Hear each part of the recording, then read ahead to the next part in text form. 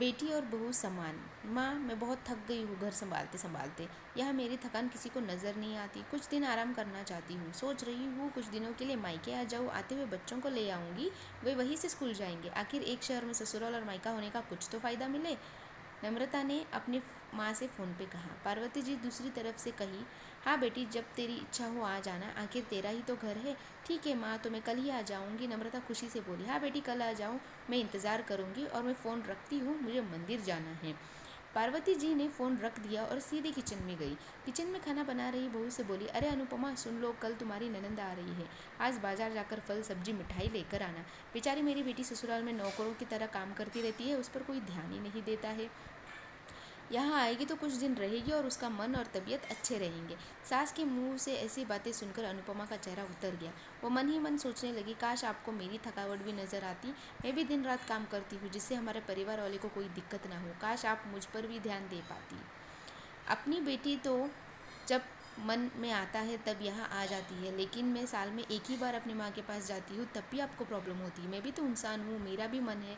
मुझे भी लगता है मैं अपनी माँ के पास जाऊँ, आराम करूँ, सुख दुख के दो चार बातें करूँ, अपना मन भी हल्का करूँ।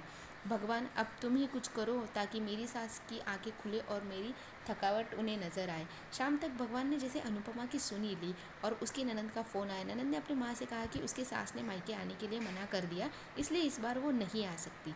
पार्वती जी बोली, ऐसे कैसे मना कर दिया? पहले तो कभी नहीं तुमने आने को रोका, इस बार भोला क्या हो गया?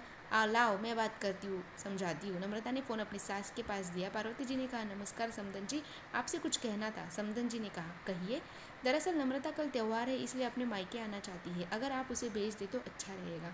नम्रता की सास ने कहा, देखिए समधन जी, आपकी बेटी मायके जा करे, इससे हमें कोई प्रॉब्लम नहीं है, ना ही हमने उसे कभी रोका है।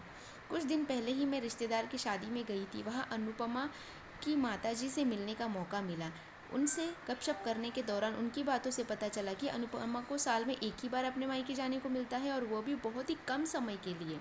मुझे लगता है कि आपको अनुपमा को पहले उसके मायके भेज देना चाहिए, और वह जब मायके होकर आएगी तो मैं नम्रता को आपके पास भेज दूंगी। एक बहुत ज़रूरी बात जो मुझे लगता है आपको समझ लेनी चाहिए कि आपको बहू को बेटी की तरह या बेटी से ज़्यादा प्यार देना चाहिए। उसे भी मायके जाने की इच्छा होती होगी। हो सकता है नम्रता के वहाँ आने से उसकी आवभगत करने के लिए आप उसके मायके नहीं भेजती होगी, या फिर उसके कुछ कहने में डरती होगी। अगर आप उसे घर में रख कर कैद करेंगी तो एक दिन ऐसा आएगा जब वो आपके खिलाफ बोलने लगेगी, फिर वो आपकी सुनेगी भी नहीं और जब चाहे तब मायके जाएगी। ऐसी परिस्थितियाँ आए, इससे अच्छा है कि आप ही कुछ बदलाव अमल में ले आए और उससे रिश्ता और मिठास खराब ना हो।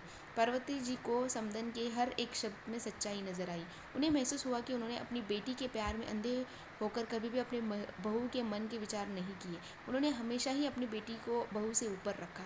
पार्वती जी ने अपनी बहू को बुलाया और उससे कहा, अनुपमा, कुछ दिनों के लिए नम्रता नहीं आने वाली, तुम मायके हो आओ।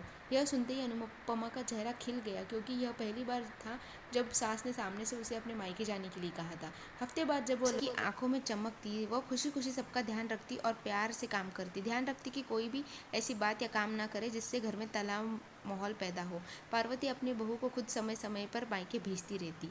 एक छोटी सी बदलाव में सास बहू ननंद के बीच कड़वाहट दूर हुई और रिश्ते और भी ज़्यादा मीठे और मजबूत कर दिए। आपसे निवेदन है कि आप बहू बेटियों में फ़र्क ना करें।